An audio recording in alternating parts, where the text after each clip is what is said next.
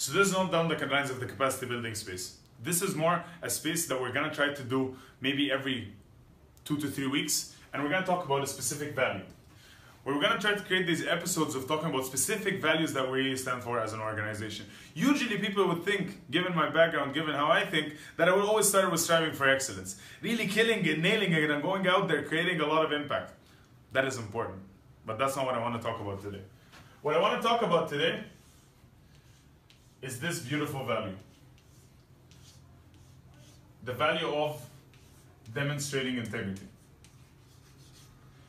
One of the key things about this value is that fundamentally, from what I perceive or what I've seen in this organization, is that demonstrating integrity is one of those key things that we want to put not only in our value-based leaders, but in the kind of leadership that we also want to see in the world.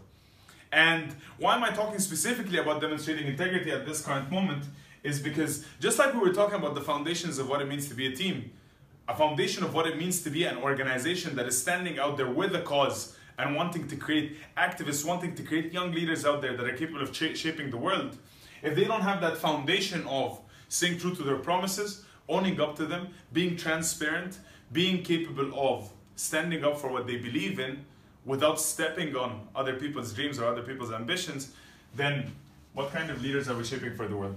And unfortunately, in the past week, we got the opportunity to see a couple of examples, and I'm not necessarily reducing it to these couple of examples because I know there is much more out there that we're not aware of. But in itself is a sickness that when you look at it, you ask yourself the question of where is this coming from? And I'm specifically referring to that idea of how we're using our exchange standards. Are we using our exchange standards just to make sure that APs are getting completed, so we're pushing them and forcefully making them fill in surveys that they don't believe in just so we get that result? Or did we do this so we can go through a transformation as an organization where we're capable of demonstrating more integrity with our customers, being more transparent, hearing from the customers so we can improve and become a better organization?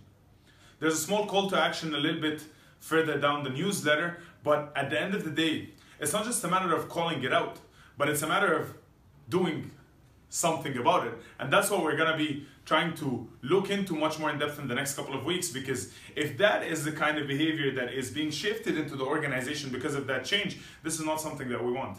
And that is definitely not the intention behind changing our measure of success.